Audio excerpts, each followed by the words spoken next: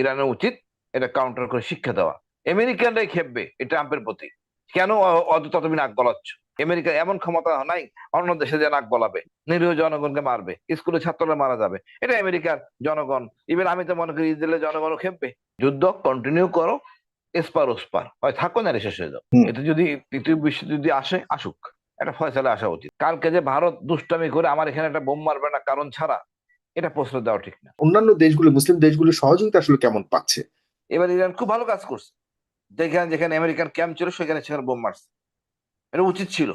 এবং এখানে আমেরিকানদের মারা পাশাপাশি ওদেরকেও মারা উচিত, যারা এদেরকে প্রশ্রয় দেয়। আমার মনে হয় সবাইকে এই পথে আসতে হবে, এছাড়া আর কোনো সমাধান নাই।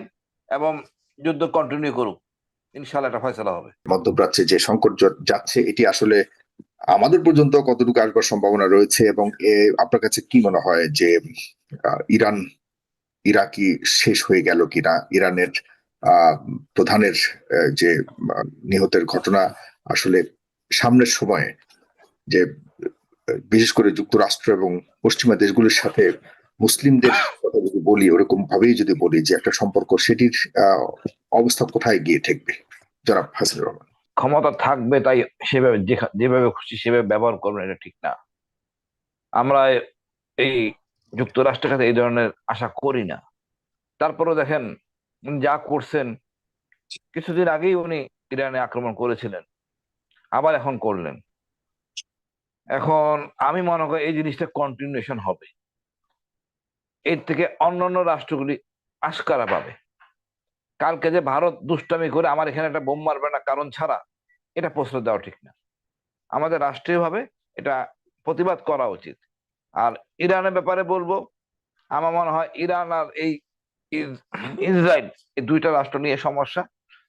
তারা আমার একটা ফয়সালা আসা উচিত। যুদ্ধ কন্টিনিউ করো, এসপার ওসপার হয় থাকো না শেষ হয়ে যাও। আমি এটা মনে করি। পুরো বিশ্বকে আপনারা ঝামেলায় ফেলবেন, এটা হয় না। আর এই সবকিছুর পিছনে দেখবেন যে আমেরিকা জড়াই আছে, ইসরায়েল তো বুদ্ধি দিচ্ছে। তো এইভাবে সারা জীবন ধরে শত শত বছর ধরে আমরা নির্যাতিত হব, নিপীড়িত হব, এটা কাম্য না। আজকে ওখানে গোলাগুলি হয়েছে, ইরানের নেতৃস্থানে মারা গেছে, বহু মানুষ মারা গেছে। আমার দেশের শেয়ার মার্কেট আজকে ধস। তো এদের যুদ্ধের জন্য আমরা বিপদে। তারা যুদ্ধটা শেষ করুক, মারামারি করে একটা ফয়সালায় আসুক। আর সবচেয়ে বড় সমস্যা হলো আমাদের দেশের, আমাদের বিশ্বের মুসলিম রাষ্ট্রগুলি।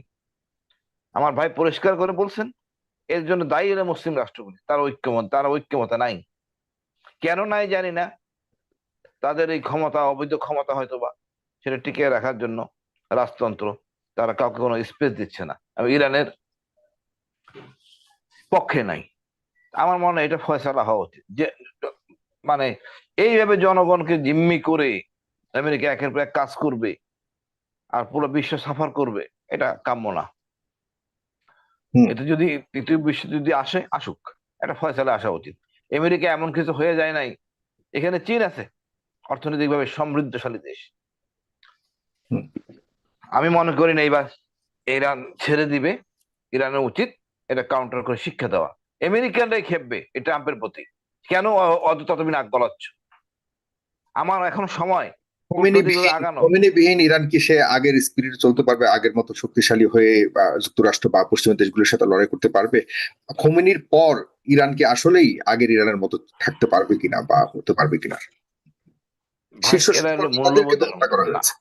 হুম। হোক, এটা মূল্যবোধের জাতি, ধর্মীয় মূল্যবোধের জাতি। আপনি দেখেন জামাতের কত নেতা শেষ করে ফেলা হয়েছে। জামাত কি দমে গেছে? দমে যায় নাই। ঠিক একই মূল্য, একজন যাবে 10 জন দাঁড়ায় যাবে, ওদের সেট করা আছে। আমার মনে হয় এটা ফয়সালা আসা উচিত। এবং আমেরিকান জনগণকে জেগে ওঠা উচিত এ প্রতিবাদে। আমেরিকা এমন ক্ষমতা নাই অন্য দেশে যে নাক গলাবে, নিরীহ জনগণকে মারবে, স্কুলে ছাত্ররা মারা যাবে। এটা আমেরিকার জনগণ, ইভেন আমি তো মনে করি ইসরায়েলের জনগণও খেপবে। তারাও তো শান্তিতে নাই, ইসরায়েলের জনগণও তো শান্তিতে নাই। কখন কি আক্রমণ হলো না হলো, এটা আসলে এইভাবে সব দেশে চলে না। এই ওয়ার্ল্ড অর্ডার এইভাবে চলবে, এটা কাম্য না। সব সব জাতিকে মিলে একটা, আমার মনে হয় একটা অধিবেশন থেকে জাতিসংঘে একটা ফয়সালা আসা উচিত। আপনারা এত কিছু করলেন। মুসলিম দেশগুলোর ভূমিকাকে কিভাবে হাসিমের কাছ দেখছেন? থেকে আমরা একটু জানতে চাই, ভাই ভাই সাগর ভাই, জি, জি, জি, হ্যাঁ, মোশাররফ ভাই বলুন। কর্নেল হাসিম ভাই কিন্তু মাসলুম একজন ব্যক্তি, আয়নাঘরে থাকা মানুষ। বলতেছেন এই একটা সমাধান হওয়া উচিত, সেই হওয়া উচিত পদ্ধতি কি সেটা যদি উনি আমাদেরকে একটু বলতেন তাহলে হুম। পদ্ধতি দুইটা, জনগণ সাথে না নিয়ে কোনো কিছু করা যায় না। এই জন্য বলছি আমেরিকান জনগণকে আমাদের সাথে নিতে হবে, তাদেরকে জড়াইতে হবে। ভাই তুমি প্রতিবাদ করো ট্রাম্পের বিরুদ্ধে, শাসকের বিরুদ্ধে, এই অন্যায় কাজ মানা যায় না। একইভাবে পুরো মুসলিম বিশ্বকেও জাগতে হবে, আমাদের যেতে হবে জিয়া রহমানের মতো, যে যে বুঝাইতে হবে এটা চলতে পারে না। হুম। আপনার দরকার দুই রাষ্ট্রই দরকার নাই, ইসরায়েল ভাগ করে ফেলেন, ইরান ভাগ করে ফেলেন, মানে মারামারি করবেন কারণ ছাড়া, মানুষ পারবেন, সব দেশে এগুলি চলতে পারে না। ফয়সালা তো হলো অস্ত্রের মাধ্যমে, কিন্তু তার আগে জনসচেতনতা, জনগণকে সাথে নিতে জনগণ হবে, তো জনগণকে জনগণ তো বলতে আছে, হবে। জনগণ তো আছে, কিন্তু সবকিছু মিলিয়েও যে আমাদের যেটি বললেন জনাব মাওলানা মোশাররফ হোসেন, অন্যান্য দেশগুলো, মুসলিম দেশগুলো সহযোগিতা আসলে কেমন পাচ্ছে? মুসলিম দেশগুলির শাসনতন্ত্রগুলি ঠিক নেই তো, রাজতন্ত্র, এটাকে আমরা ইসলাম, ইসলাম তো সেটা বলে না, তাই জন্য তারা ইসলামকে তেমন একটা প্রাধান্য দেয় না।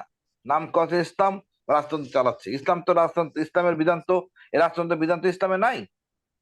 আমেরিকা থেকে সুবিধা নিচ্ছে, তেল নিচ্ছে, গ্যাস নিচ্ছে, অন্যান্য সুযোগ সুবিধা নিচ্ছে। এবার ইরান খুব ভালো কাজ করছে, যেখানে যেখানে আমেরিকান ক্যাম্প ছিল সেখানে সেখানে বোম মারছে, এটা উচিত ছিল। এবং এখানে আমেরিকানদের মারা পাশাপাশি ওদেরকেও মারা উচিত, যারা এদেরকে প্রশ্রয় দেয়। এরাই হলো বড় শয়তান। জনগণকে যদি চাপে না রাখা হয়, জনগণ কথা বলবে না। এটাই সময়। জনগণ, দেখেন আমার দেশে জুলাই বিপ্লব, আমরা অত্যাচারিত হইতে হইতে একসময় বেড়ে যাইছি, পিছনে যাওয়ার কায়দা নেই, সামনে আসতে হবে। আমার মনে হয় সবাইকে এই পথে আসতে হবে, এছাড়া আর কোনো সমাধান নাই। এবং যুদ্ধ কন্টিনিউ করুক, ইনশাল্লাহ এটা ফয়সালা হবে। জি, আপনাকে অনেক ধন্যবাদ জনাব নাজিমুদ্দিন আলম, একজন রাজনীতিবিদ। আসলে রাজনীতি চলছে, রাজনীতির অংশ হিসেবে দেখা গেছে যে যুক্তরাষ্ট্র মাতব্বরির কারণে টক শোতে আছে, পরে কথা বলি, টক শোতে চতুর্দিকেই আছে। একের পর এক ঘটনা ঘটিয়ে যাচ্ছে। এখানে আসলে আপনার বিশ্লেষণ কি? এদেরকে দমানো তো আদতে সম্ভব বলে মনে হয় না, কিন্তু এই আগুন আরো কোন দিকে ছড়াবে? আজকে আমরা দেখেছি সাদ্দাম হোসেনকে মেরে ফেললো, গাদ্দাফিকে মেরে ফেললো, আরো অনেক ইসলামিক মুসলিম নেতাকে মেরে ফেললো, এখন খোমেনিকে মেরে ফেললো। এরপর আর কোন দিকে যেতে পারে বলে মনে করেন? আর এভাবেই কি মুসলিম রাষ্ট্রগুলি এভাবেই কি চুপচাপ থাকবে, নাকি কোনো ধরনের বিপ্লব সামনে অপেক্ষা করছে বলে মনে করেন? ধন্যবাদ সাইফুল সাগর, খুবই জনপ্রিয় পেজ দ্য পিপল। এই টক শো দীর্ঘদিন যাবৎ আপনি পরিচালনা করছেন, বিশেষ করে এই ফ্যাসিবাদ বিরোধী আন্দোলন